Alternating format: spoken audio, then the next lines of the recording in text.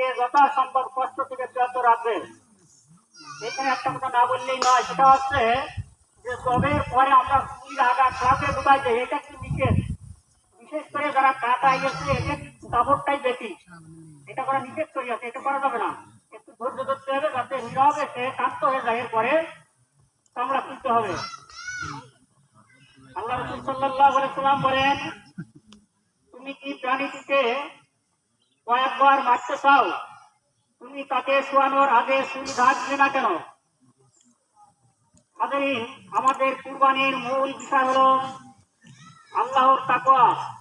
নিজের সম্পদের কিছু অংশ একমাত্র আল্লাহ সন্তুষ্টির উদ্দেশ্যে বিলিয়ে দেওয়ার উদ্দেশ্যে কুরবানি করলেই তা প্রকৃত কুরবানি বলে গণ্য হবে।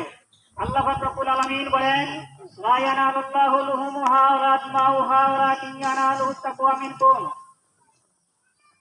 এগুলির অর্থ কুরবানিকৃত পশু গোশত বা রক্ত আল্লাহর নিকট পৌঁছে না, বরং তোমাদের তাকওয়া তার নিকট পৌঁছায়। এভাবেই তিনি এসব পশুকে তোমাদের অধীন করে দিয়েছেন যাতে তোমরা আল্লাহর তাকবীর পাঠ করতে পারো, এজন্য যে তিনি তোমাদেরকে হেদায়েত দান করেছেন। সুতরাং তুমি সৎ কর্মশীলদেরকে সুসংবাদ দিয়ে দাও।